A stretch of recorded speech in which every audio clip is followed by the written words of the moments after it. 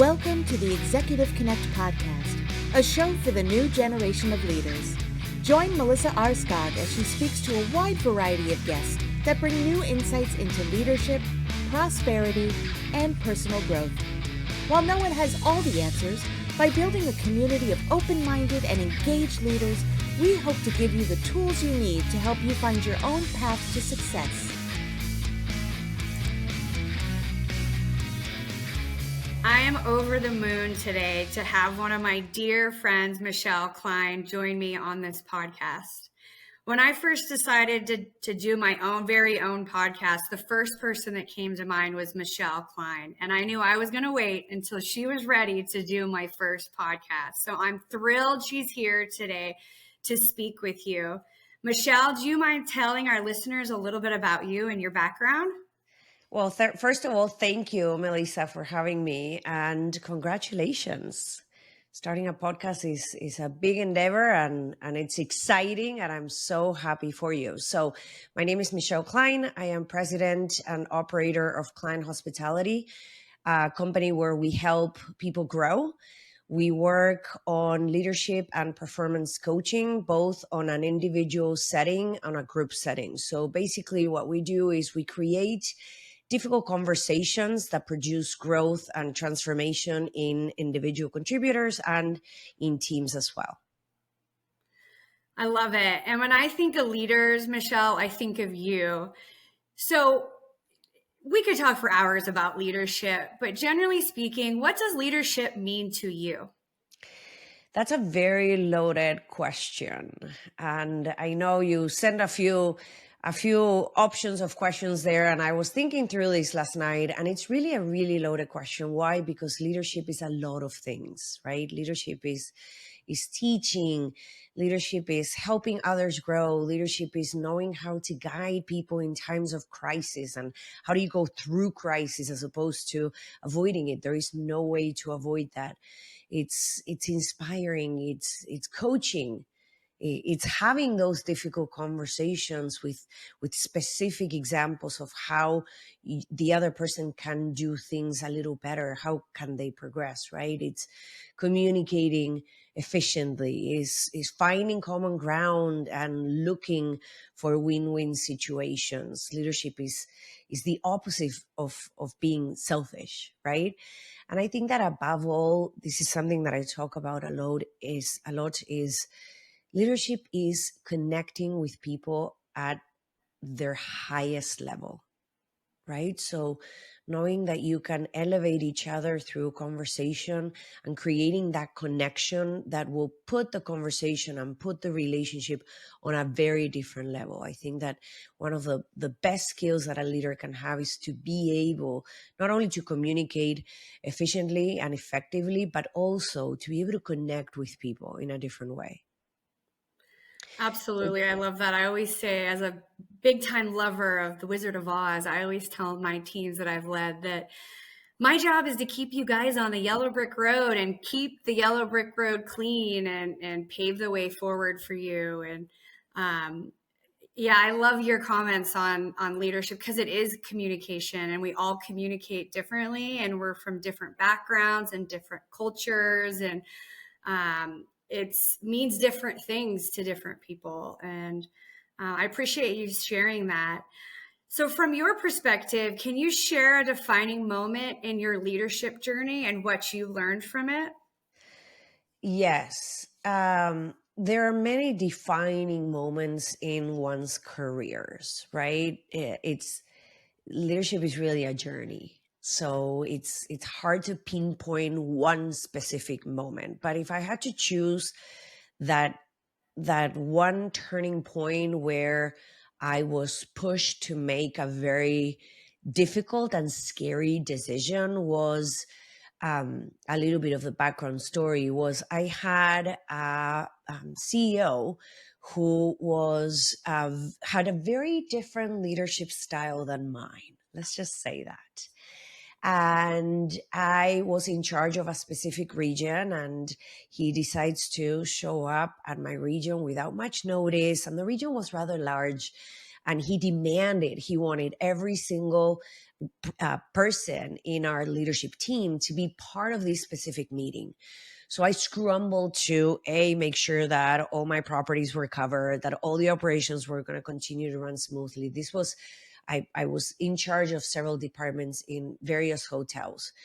And you can't just take off, right? There has to be someone there who's ready to make decisions. And well, I had to pull everyone out. So with every effort of getting the team out to this one particular location where this meeting was going to happen, no agenda was really shared.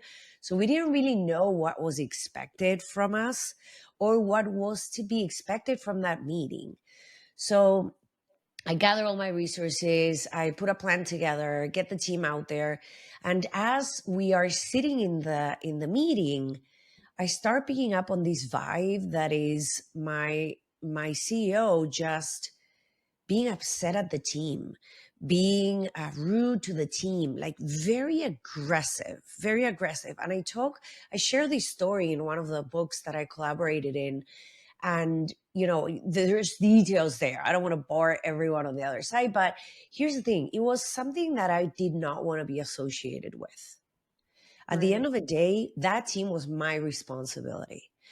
And I felt like I was putting them through this nonsense, completely unnecessary type of situation, right? We were the highest revenue generating region in the country. We had incredible results. We had super high customer service scores. We had the lowest turnover rate in the country. So there were all these positive things. And in working with other of the regionals in the organization, I knew that my region was always being used as an example. So I was like, what is going on here? Like, where is all this meanness coming from, right? And again, we're all adults here. I don't want to put my team through this. I don't want to be associated to this. And it took a lot of courage to end that meeting with a positive mindset, right? And not simply say, let's go, walk away. And you can't do that. I can't drag people with me. But on the other hand, I could not accept my team having to go through that. And I'll give you a quick example. He was saying things like, you will never be good enough. You will never do this. You will never do that. You will never own this. Your mother should be ashamed. Crazy talk. And this was to every single leader in the room. It wasn't just pointed at one person. No. So we leave the meeting. You could hear a pin drop. It was terrifying. We leave the meeting, and obviously we won't go from the meeting space back to our office. The office was at the back of the house at the hotel.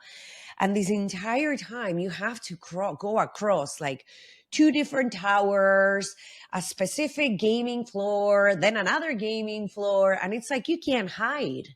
Right. And I have all my leadership team gloomy walking through the floor. And I noticed that as they left that meeting room, they put on their happy face because they knew that guest service was way more important than anything else that happened in that room. So by the time we get to the office, I was like scrambling in my head. What do I do to pull them out of this funk? This is terrible. They should have never been a part of this. So I decided to have them take the time, write down how this meeting made you feel, right? The behavior of this particular person, focusing on the behavior, not so much on the person. How did that make you feel? And they wrote it on a piece of paper. And then we all stood around. We had a huge shredder. And I asked each one of them to read out loud what was on the paper, one by one, and then just shred it. And that was leaving things in the past and knowing that we were there to operate in our highest performing way. We were there to be a team. We were there to serve the guest, yada, yada, yada, all those beautiful things. But on my drive home, I started processing what I was feeling based on that particular situation that had happened. And I started thinking, I can't be associated with this. I Right. cannot be the face to this. I cannot be responsible for this. And I'm not in control of how this person will feel. And the reality is that in any organization, the heads of the organization are the people that are going to drive the culture. And when you're 100%. Yep. in a toxic environment, what can you expect from that culture? What can you expect the people below them will do? How are they going to react? How are they going to behave? So that was a pivotal moment for me when I thought, you know what? I can't do this. I love my industry. I love my people, but I am going to start flying solo. I'm going to make my own rules. I'm not going to associate myself with this kind of behavior anymore. This is not leadership. This is just BS, for lack of better terms. Yep. So I think that was a pivotal moment for me to say, I have the courage, I can do this. And then from that day forward is when I formed my own company, and I decided to start touching operations in a very different way and being in control of not only the end result, but also what is that journey going to look like? I'm not going to beat you up for not making your numbers, which at the end of the day, we were making our numbers, right? But the journey is as important as the outcome. So that was it. That's one of the stories. I love it. I love the shredding of the paper idea. I'm like, that's brilliant. Because I've come across similar situation. Like, I'm going to use that next time. So that's a great idea. And I love your attitude with this, which being aware and mindful and having a high emotional intelligence and knowing your people and how to respond to them. Because ultimately, like you said, we are responsible for the people, and the culture that of our people is super important. Because if they don't like to come to work and they're scared about their boss or the energy that he's bringing, or they disagree, it's only a matter of time before it breaks the team, or people quit and the morale goes down and the profitability goes down. So it's amazing that you notice that, which leads me to my next question. Kind of similar where we were going. What role do you think emotional intelligence plays in the leadership approach? That's a very good question.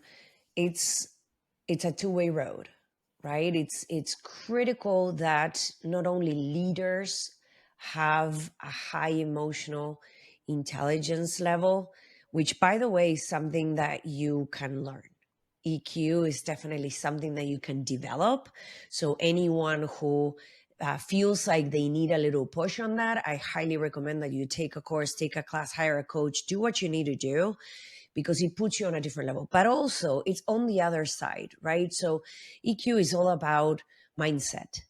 It's about understanding that I may not be in control of a specific situation, but I am most definitely in control of the way I feel and the way I react against that situation. And then on the other hand is putting yourself in the shoes of a person that is in front of you. If you're about to have that difficult conversation, how can you prepare for that conversation so that you're empathetic of what's going on the other side, you understand that person's world. Sometimes, leaders will jump into conclusions without really knowing what that person's world looks like. And by world, I mean, what are the resources? What are their challenges on a daily basis? What are those things that they're lacking? Right? And obviously, having social skills, being self-motivated, being able to motivate others in difficult times, right? Keeping in mind the motivations of others too, right? How can I 100%. get to you? Being empathetic, being self-aware. What are the things that I am doing that are triggering things on the other person's soul? And that's why they're reacting that way, right? It's not walking away from a conversation. It's being prepared for that conversation, right?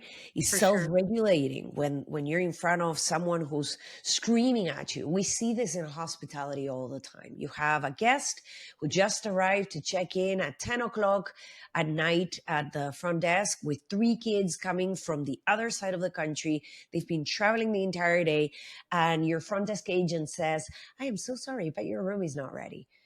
And the person on the other side, the guest, is like, "Are you kidding me? It's 10 o'clock at night. I have 3 children that have been driving me nuts for the past 6, 7, 8 hours that we've been traveling. What do you mean my room is not ready? Or what do you mean my I don't get adjoining rooms? I have kids. They can't be on their Yep. own," right? So how does that front desk agent react to that situation? Being proactive, you can manage that conversation or manage that communication in a different way. You may be able to think creatively and find other solutions.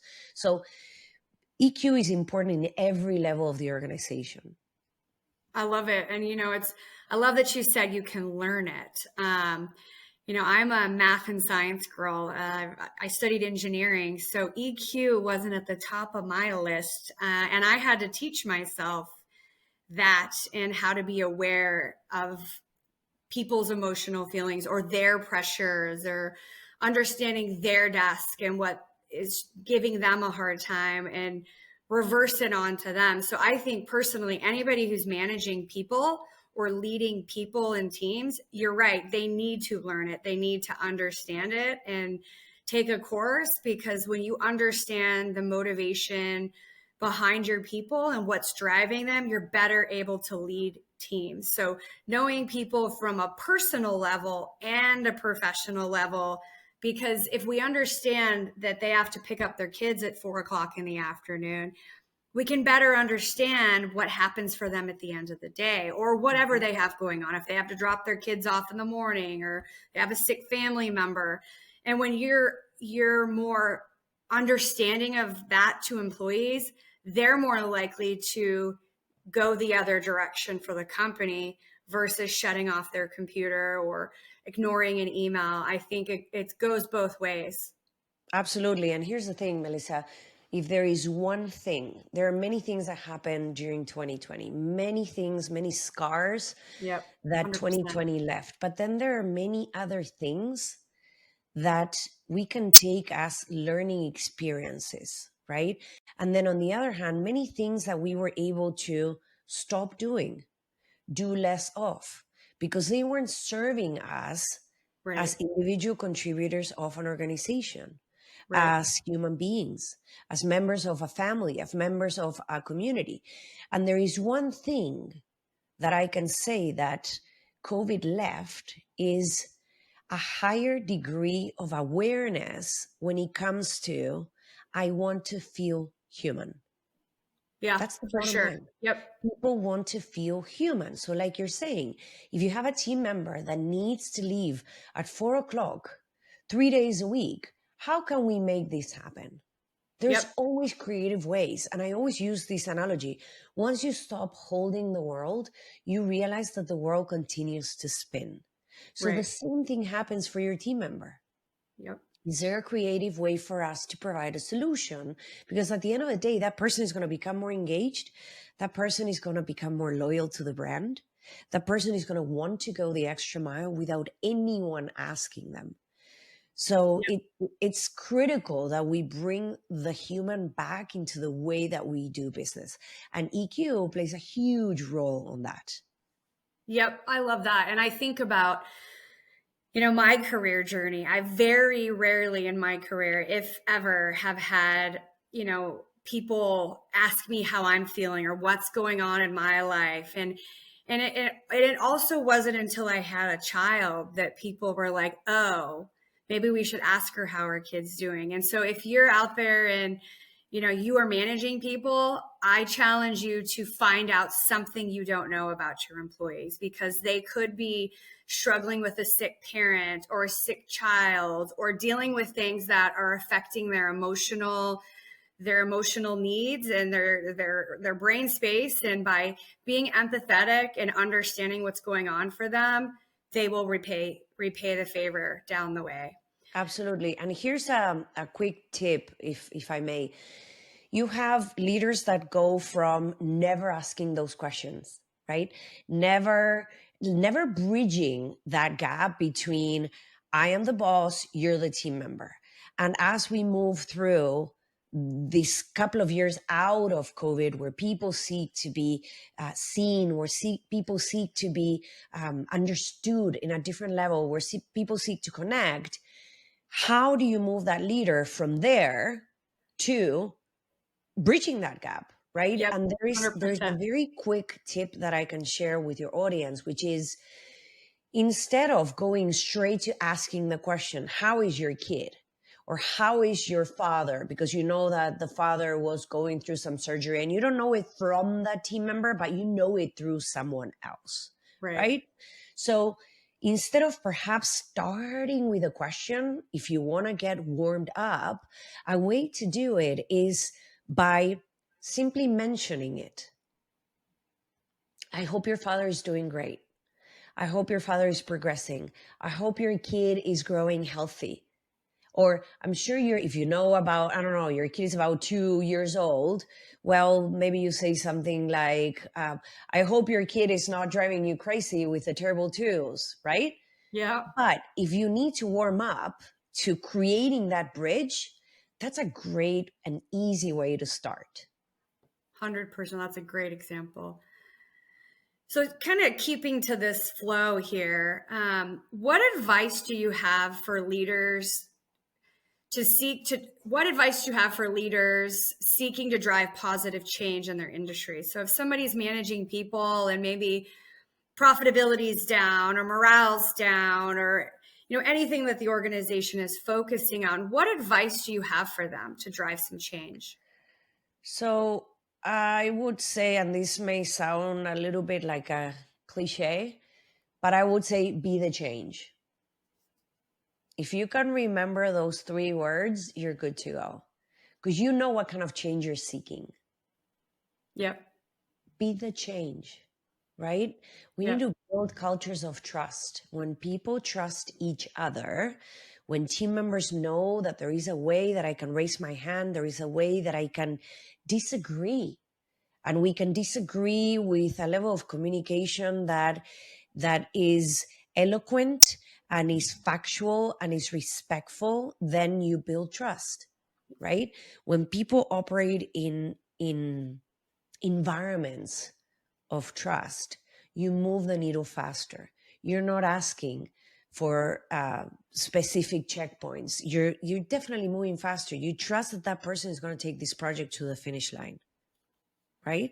Yep. The other thing that I would say is never stop learning, right? Don't stop learning. If you want to drive positive change, ask your people what they're seeking. Ask your team, what is it that we need? What makes us different from our competitor from a human standpoint? Find 100%. that out. Speak with your colleagues. Everybody has networks. Speak with your colleagues and find out, how is it that your guys are dealing with this? Or how are you doing this? Have you improved any of your non-traditional benefits? What does that look like? So don't stop learning. Be curious, right? The other thing that I would say is, in order to drive positive change, is believe in people. Empower them to do. If you're always the one who's behind every single one of your team members because you have a hard time letting go, because you enjoy your tasks so much, here's the newsflash: you're in a different role now. Let go. Teach your team, train them, provide them with the tools that they need, equip them to be successful, and then empower them. Because empowering people will make them feel that they can believe in themselves. And when people believe in themselves, then there is so much more that they're going to do for the organization. So that is positive change. Moving from being strict, moving from not trusting that team members can grow within their roles, right? To developing the people within. That's positive change. Be creative. Find roles that meet their strengths. Know that people is not replaceable. Why do we have high turnover? It seems to be an Yeah. epidemic. But here's the thing, we got to look inward. We have to see from an organizational standpoint, what are we doing that is driving people away? It's not just the money. It's not just the money, right? Be strategic. Yeah, 100%. I agree with all that. One other thing that comes to mind too that you mentioned, a lot of times people correlate leaders with people that are managing people. So I'm a manager of X people or a director, a VP. Even if you're not a leader of people, you're a leader of yourself at first, and you can influence organizations and change. And so if you go to the break room and everybody's complaining that you have to come in at 5 and you were leaving at 4, be the catalyst and the change to talk through a strategy with other people. Why is that such a big deal? What about this? And be a positive catalyst for solutions to problems that may happen, even if you're not managing people or yourself. Or maybe this is the year that you've decided that you're going to read more, or get in shape, and leading yourself and be a positive catalyst for change for yourself, and being your own biggest cheerleader is key as well. So a lot of times people say, oh, well, you know, you're leading people. And I always say, not really. The way I see organizations is we're all supporting the cause and we're doing it together, whether it's an executive title or an admin title, we're all on the same level, driving the same things and supporting each other. And I think when you build a culture like that everybody's ideas and opinions are valued, then it creates safety for people to want to come forward, to share their opinions, to share their feelings about whatever the company is working on. Absolutely. And you said a few very key points. Number one, it starts with you going to the break room. Walk to the break room. Sit with them. Listen in on those conversations. Leaders who manage their teams and their operations from behind a desk, they don't get to see what's out there. They don't get to see where we're failing, where the challenges are, what our people are thinking. So going into that break room and being part of that conversation is absolutely critical. And if anything, that could be the very easy first step, right? Another thing that you said that is very critical is allowing the team to know that every single piece of the puzzle, every single one of them plays a specific role. Every piece of the puzzle makes the bigger picture. Absolutely. So even if you are a janitor, we still need you. Right. And you are a very critical part of our operation, because what are you produce the first experience, which is walking through those building doors, right? Yep. So it's important for people to know that every single one of them is an important piece of the puzzle, and that is driving positive change. Yep, absolutely. And people follow. It's like children. You know, I have a 1-year-old and I have to be careful what I say now. If I say something, he says something.